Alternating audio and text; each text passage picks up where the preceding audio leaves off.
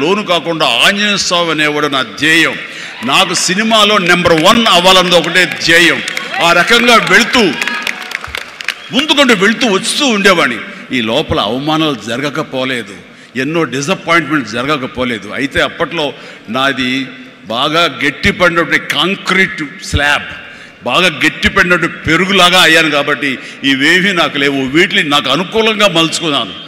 ఒక గ్రద్ద పైకి ఎగురుతున్నప్పుడు తన స్వశక్తితోటి పైకి ఎదగదు. కొంతవరకు ఎగిరిన తర్వాత అక్కడ ఉండేటటువంటి గాలి పవనాలని అదును చూసుకుని వాటిలోకి ఎంటర్ అయ్యి ఆ యొక్క కరెంట్స్ తోటి అది ఇంకొంచెం హైట్కి వెళ్తుంది. అందుకని నాకున్న పరిస్థితులు నాకు అనుకూలంగా మార్చుకుని నేను పైకి వెళ్తూనే వచ్చాను తప్ప ఎప్పుడూ కిందకి పడలేదు. నేను ఈ రోజుకి పడలేదు. సినిమా ఇండస్ట్రీకి అంత ఇదిగా ఉన్నానంటే నాకు నేనుగా ఏర్పరచుకున్నటువంటి, నాకు నేనుగా చూసిన ఫిలాసఫీ తోటి ఆ యొక్క దీంతో ముందుకు వెళ్తూనే వచ్చాను. అంటే చాలాసార్లు చెప్పాలంటే ఎన్నో డిసప్పాయింటింగ్ జరిగింది నాకు. అంటే ఒక సినిమాలో నన్ను బుక్ చేసి మహానటుడు రామారావు గారితో అప్పట్లో ఒక సినిమా చేశాను, తిరుగులేని మనిషి అని. దేవి ప్రసాద్ గారు ప్రొడ్యూసర్. అందులో నేను, ఫటాఫట్ జయలక్ష్మి, ఆయన, రతి అగ్నిహోత్రి చేశారు రామారావు గారితో. ఆ సినిమాలు చాలా బాగా చేశాను. రామారావు గారి పక్కన మరొక హీరోగా నాకు అవకాశం వచ్చింది. అంతా ఎర్లీ స్టేజ్లోనే అనుకుంటాను. నాకు ఆ సినిమా ఫెయిల్ అయింది. ఆ తర్వాత మళ్ళీ అదే రామారావు గారితో మళ్ళీ సినిమా చేసే అవకాశం వచ్చింది ఒక దిగ్దర్శకులతోటి. అయితే నాకు డేట్లు ఇచ్చారు, నా మెజర్మెంట్స్ తీసుకున్నారు, నేను వెయిట్ చేస్తాను. కానీ నా పేరు లేకుండా మరొకరి పేరుతోటి ఆ అనౌన్స్మెంట్ అయ్యేసరికి ఎక్కడ డిసప్పాయింట్మెంట్ వచ్చింది. ఏంటిది అని ఆ రోజున ప్రొడ్యూసర్ని పిలిచి, ఇదేంటంటే షెడ్యూల్ స్టార్ట్ అయిపోతుందంట, నాకు డేట్లు చెప్పారు, నేను ఆ డేట్లు ఎవరికి ఇవ్వకుండా నేను ఇక్కడ దాచిపెట్టాను, నేను ఎదురు చూస్తున్నాను అంటే, సారీ చిరంజీవి గారు, ఎలా చెప్పాలో తెలియక మేము టైం తీసుకున్నాము. ఎందుకంటే పోయిన సినిమా మీది ఫ్లాప్ అయింది కదా కాంబినేషన్లో, అందుకని దానికి గ్లామర్ ఉండదని మీరు వద్దనుకున్నామని. ఆ విషయం చెప్పచ్చు కదండి అని అంటే, ఆ టైంలో నేను నాతో సినిమా చేస్తే సినిమా ఫెయిల్ అవుతుందని ఒక బ్యాడ్ ఇది నా మీద స్ప్రెడ్ అయ్యే అవకాశాలు ఉన్నాయి. ఈరోజు సోషల్ మీడియా, ఆ రోజు ఇంత మీడియా లేదు కాబట్టి కానీ, లేదంటే ఎంత బ్యాడ్ అయ్యేదంటే నన్ను తిరిగి ఇతనితోటి ఎవరైనా చేస్తే సినిమా ఫెయిల్ అవుతాయి, ఇది ఒక ఐరన్ లెగ్ అనే పరిస్థితి వచ్చేసరికి ఎక్కడో మళ్ళీ జంకాను. కానీ గ్రద్దలాగా నాకు అనుకూలంగా ఉన్నటువంటి అవకాశాల పవనాలని అదునుగా చూసుకుని నేను ఎదిగాను. దాన్ని పాజిటివ్గా తీసుకున్నాను. ఎవరైతే వద్దులే ఈ సినిమా చిరంజీవి వద్దులే అని నన్ను పక్కన పెట్టి అనుకున్నారో అలాంటి వ్యక్తితోటే నేను రామారావు గారి కంటే ఎక్కువ సినిమాలు ఆయన నాతో చేసేలాగా చేసుకున్నాను. అత్యధిక సినిమాలు రామారావు గారు చేస్తే ఆ మహానుభావుడు, ఆ దర్శకుడి దగ్గర, అదే దర్శకులు వారు నన్ను భుజం పట్టి నన్ను పైకి తీసుకుని ఆయన కంటే 4 సినిమాలు ఎక్కువే చేశారు నాతోటి. అది పరిస్థితుల్ని మనకు అనుకూలంగా మలుచుకోవటం, మార్చుకోవటం, తద్వారా మనం ఇంకొంచెం పైకి వెళ్ళటం అనేది. ఆ రోజులో డిసప్పాయింట్ అయిపోయి నీ కసి లేకుండా, లేదా ఆ కసిని నెగిటివిటీ పెట్టి మార్చుకుంటే కనుక అది నిన్ను తినేస్తుంది. నువ్వు ఇలాగే ఉండిపోతావు, అలాగే దిగజారిపోతావు, అలాగే కనుమరుగైపోతావు. అలా కాదు, మనం ఎదురు తిరగాలి, పరిస్థితులు మనం అనుకూలంగా మార్చుకోవాలి. అందునే గ్రద్ద ఫిలాసఫీ నాకు ఫిలాసఫీ. అండ్ ఎదిగాను, పైకి వెళ్తూ వచ్చాను. ఆయన దగ్గరే నా రికార్డులు ఉన్నాయి. అది నా ఫస్ట్ సినిమా ₹1 కోటి చూసిన సినిమా అదే. నా రెమ్యునరేషన్ కాదు సుమా, సినిమా బడ్జెట్ 75 లక్షలు వస్తే కనుక బ్రహ్మాండ బడ్జెట్, ఎంత రెవెన్యూ అనుకునేవాళ్ళు. ఫస్ట్ ₹1 కోటి. నా తోటి హీరోలు కూడా ₹1 కోటి తెలుగు సినిమా అనే లెవెల్కి వెళ్ళింది. అక్కడి నుంచి కోటి అనేది మామూలు అయిపోయింది. ఒక్కొక్క ఏరియాలోనే ₹1 కోటి. ఆ తర్వాత నా రెమ్యూనరేషన్ ₹1 కోటి పైబడి అలా అంచెంచుగా ఎదుగుతూ వచ్చాను. నేనేమన్నానంటే, మీ బలం మీ పాజిటివ్ థింకింగ్, మీ బలం మీ కన్విక్షన్, మీ బలం మీ ధ్యేయం నుంచి పక్కదారి పట్టకపోవటం. మీరెవరైనా సరే మీ ఎయిమ్ ఏంటి అనే దాన్ని మీరు ఫిక్స్ చేసుకోండి. ఆ ఎయిమ్ని వెళ్ళటం కోసంగా దారులు వెతుక్కోండి. అవకాశాలు ఇలాగ అబండెంట్గా ఉంటాయి. వాటిల్లో మనకు కావలసిన అవకాశాలు, మన ధ్యేయానికి లక్ష్యానికి దగ్గరగా ఉండే అవకాశాలు మనకి పాపపై కనపడుతుంటాం.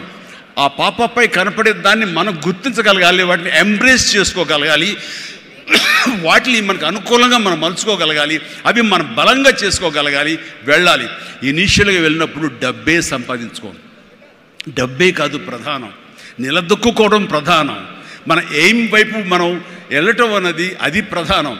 వెళ్ళిన తర్వాత డబ్బు ఆటోమేటిక్గా వస్తుంది. అనుకున్నావా ఇంత వస్తుందని, ఆ తర్వాత డబ్బునే పెంచుతుంది. సో నేను అలాగే వెళ్తూ వచ్చాను. నిలదొక్కుకోవాలి, ఇక్కడ నెంబర్ 1 అనిపించుకోవాలి, నా స్థానం సుస్థిరం, ఇది లేకపోతే నేను బయట నయా పైసాకి పని చేయను, ప్రైమ్ టైం నా లైఫ్లో అయిపోయింది, కాబట్టి ఇక్కడ ఏమైనా సరే అని ఆ రకంగా వెళ్ళాడు. ఎక్కడ ఈగోకు వెళ్ళకుండా, ఎక్కడ హర్ట్ అవ్వకుండా, వాళ్ళు నన్ను సినిమాలను తీసేసరే, నన్ను కాదన్నారే అనే కోపం కంటే కూడాను వాళ్ళని ప్రసన్నం చేసుకోవాలి. వాళ్ళు మళ్ళీ అతన్ని మనం బాధ పెట్టుంటామేమో కదా అని వాళ్ళ మనసుల్లో వాళ్ళు వాళ్ళు గిల్ట్ ఫీల్ అయ్యేలాగా చేసి నెక్స్ట్ ఏమైనా సినిమా చేయాలయా అని అనిపించేలాగా నా బిహేవియర్ ఉండేది. ఆ బిహేవియర్ తోటి వాళ్ళ ఆఫీస్కి కూర్చునేవాడిని. అంటే అక్కడ నాకు ఒక పౌరుషం లేదని కాదు, పరిస్థితి నాకు అనుకూలంగా మలుచుకోవడంలో నేను అది ఆ రకంగా కొంచెం తగ్గి వెళ్తాను. నేను తగ్గడం మూలంగా ఆ తర్వాత వచ్చే కరెంటు వేవ్స్ దాని మీద ఎక్కితే అదే తీసుకెళ్తాను పైకి. అది నమ్మిన వాడిని నేను.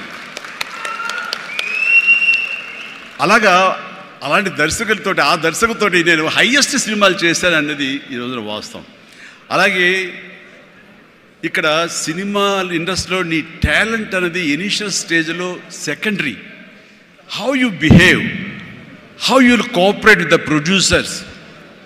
So all the time how you look in to their benefit, వాళ్ళ బాగులు ఎలా చూసుకుంటావు, వాళ్ళకి లాభం రావాలి ఎలా చూసుకుంటావు అనే దాని మీద దృష్టి పెడితే అది నిన్ను మరింత దగ్గర చేర్చుకుంటుంది. రామారావు గారి ఎగ్జిట్ తర్వాత, ఆయన పాలిటిక్స్కి వెళ్ళిన తరువాత ఒక గ్యాప్ లోపల ఉన్నారు మహానటులు ఎంతోమంది ఉన్నారు. శోభన్ బాబు గారు, కృష్ణరాజు గారు, కృష్ణ గారు, నాగేశ్వర గారు, అందరూ ఉన్నారు. ఆ టైంలో ఒక కొత్త వాటికి ఛాన్స్ రావడం అనేది ఎంత కష్టం అనేది నేను ప్రత్యేకించి చెప్పక్కల. ఈ రోజుల్లో మాత్రం కానే కాదు. ఆ రోజుల్లో ఏంటి అంటే నా టాలెంట్ ఉంది కదా ఎస్ అని అనుకుంటే కుదరదు బాబు. నీ బిహేవియర్ కూడా దానికి అడిషనల్గా యాడ్ అవ్వాలి. మనం కొంచెం ఏంటంట అని ఇలా అన్నామనుకోండి, అబ్బో వీడితో ఎక్కడ పడుతున్నా బాబు, వద్దురే బాబు, ఆల్టర్నేటివ్ చూడండిరా అనేలాగా వాళ్ళ మైండ్ సెట్ ఉంటుంది. మనలాంటి నటులు ఎంతోమంది ఉంటారు. బట్ వాళ్ళలో మనం బెస్ట్ ఆప్షన్ అంటే అపార్ట్ ఫ్రమ్ అవర్ హిస్టానిక్ టాలెంట్స్, మనకున్న నైపుణ్యం కంటే కూడా మన వ్యక్తిత్వం అని కూడా అక్కడ చాలా చాలా ప్రధానమైన పాత్ర వహిస్తుంది. అలాంటి వ్యక్తిత్వాన్ని నమ్ముకుని వాళ్ళ ఆఫీసులకు వెళ్ళి కూర్చుని వాళ్ళతో సత్సంబంధాలు ఏర్పరచుకుని మీలో ఒకడిని అంటూ వాళ్ళకి ఆ నమ్మకం కలిగించి పెట్టి అలా ముందుకు వెళ్తుండేవాడిని. ఎలాగ ఎవాల్వ్ అయ్యాను అంటే, నన్ను ఇండస్ట్రీ నాకు చేయూతనిచ్చి ఇండస్ట్రీ నన్ను పైకి ఎదిగేలా చేసింది అనే దానికంటే నన్ను ప్రేక్షకులు ఫస్ట్ వాళ్ళను గుర్తించారు. ఇండస్ట్రీ గుర్తించలేదు, ప్రేక్షకులు గుర్తించారు, ప్రేక్షకులు చేయూతనిచ్చారు. అందుకనే ప్రేక్షకుల పట్ల నాకు ఎప్పుడూ కృతజ్ఞత ఉంటుంది. ఇది మీకు అర్థమయ్యేలాగా తేర్తలంగా చెప్పాలి అంటే, రామారావు గారి ఎగ్జిట్ తర్వాత ఎవరు అంటలో 2-3 పోటాపోటీగా నిలబడి ఉన్నప్పుడు లక్ష్మీ ఫిలిం డిస్ట్రిబ్యూటర్స్ అని విజయవాడలో ఉండేవాళ్ళు. అప్పట్లో ఇప్పట్లాగా బయింగ్ అలాంటివి లేవు. ఏరియాల వైజ్ కొనటం సినిమాలు లేవు, బయర్ సిస్టమ్ లేదు, ఓన్లీ డిస్ట్రిబ్యూషన్. అంటే డిస్ట్రిబ్యూటర్ అనేవాళ్ళు బెజవాడ నుంచి వచ్చి ఎవరెవరు ఏ సినిమాలు తీస్తారు, కథలు నచ్చితే కనుక ఆ కథకి ఇంత బడ్జెట్ ఇచ్చేవాళ్ళు. ఆ బడ్జెట్ తోటి సినిమాలు తీసేవాళ్ళు. అందులో లాభాలు ఎంతో మిగుల్చుకొని మిగతా వాళ్ళు డిస్ట్రిబ్యూటర్స్ వాళ్ళు డిస్ట్రిబ్యూట్ చేసుకుని ఆ వచ్చే డబ్బు వాళ్ళు పంచుకునేవాళ్ళు. ఇది సిస్టమ్. ఆ సమయంలో ఒక కథ చెప్పి మేము సో హీరోని మేము అనుకుంటున్నామని ఆ ప్రొడ్యూసర్స్ చెబితే, లింగమూర్తి గారని లక్ష్మీ ఫిలిమ్స్ సంబంధించినటువంటి వాళ్ళ CEO ఆయన వచ్చారు. ఓకే, ఎంత ఎక్స్పెక్ట్ చేస్తున్నారు ఆ హీరో మీద?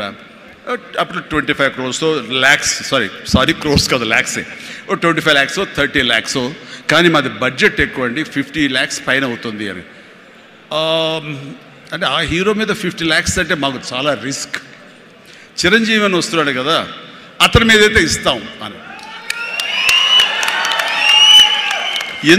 ఎందుకు ఇస్తారు, అతను ఏంటి కొత్తగా వస్తున్నాడు కదా అంటే, రావడం ఏంటి, ఖైదీ లాంటి సినిమా చేశాడు.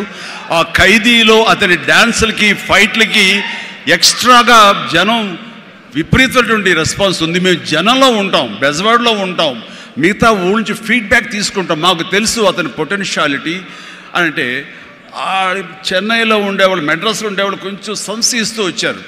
కాదండి, ఇతనైతేనే 50 ఇస్తాం, వాళ్ళైతే మాత్రం 30 కంటే ఎక్కువ ఇవ్వలేము అని వాళ్ళు తేల్చి చెప్పిన తర్వాత ఆయన ఒక మాట